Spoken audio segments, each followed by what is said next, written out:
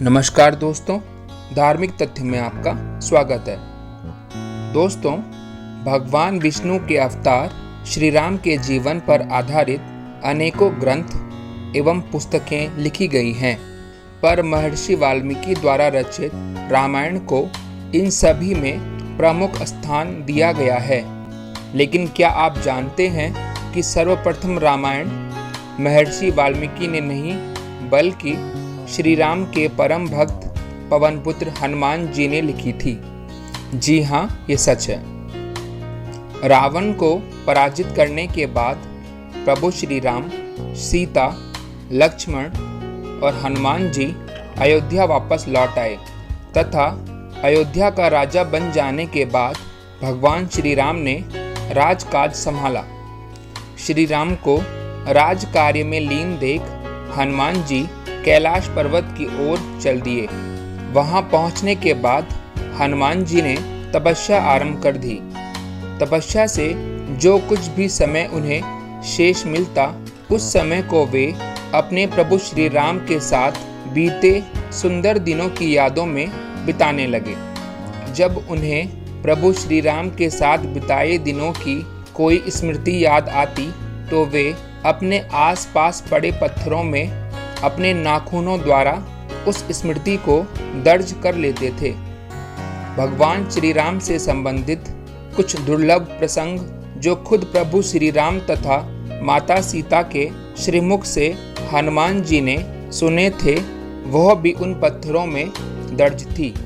इस तरह प्रतिदिन उन पत्थरों पर भगवान श्री राम की लीला और महिमा उकेरते हुए हनुमान जी ने एक बहुत विस्तृत और दुर्लभ ग्रंथ की रचना कर दी।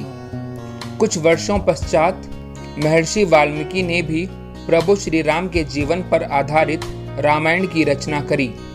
महर्षि वाल्मीकि अपने द्वारा रचित इस ग्रंथ को भगवान शिव को समर्पित करना चाहते थे, अतः एक दिन वे कैलाश पर्वत की ओर गए।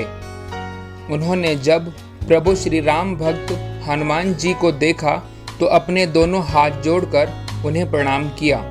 हनुमान जी के पास पड़े पत्थरों में उकेरे गए शब्दों को देखने पर जब महर्षि वाल्मीकि ने उस ओर ध्यान दिया तो पाया कि हनुमान जी ने उनसे पहले ही प्रभु श्री राम की लीलाओं को उन पत्थरों में लिख डाला है।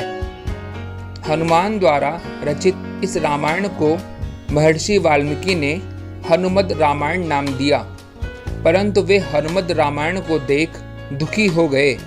जब हनुमान जी ने उनके दुखी होने का कारण पूछा तो महर्षि वाल्मीकि बोले कि बड़ी कठिन तपस्या के कारण मैं रामायण के इस ग्रंथ की रचना करने में सफल हो पाया, परंतु फिर भी आपके द्वारा लिखे गए हनुमद रामायण के आगे मेरा लिखा गया ग्रंथ कुछ भी नहीं है।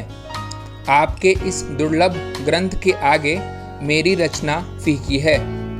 महर्षि वाल्मीकि के दुख को दूर करने के लिए हनुमान जी ने अपने एक कंधे में उस पर्वत को रखा जिसमें उन्होंने हनुमद रामायण लिखी थी तथा दूसरे कंधे में वाल्मीकि जी को बिठाया तथा दोनों को लेकर वे समुद्र तट के पास पहुँचे और हनुमान जी ने भगवान श्री राम का नाम लेते हुए उस पर्वत को गहरे समुद्र में फेंक दिया।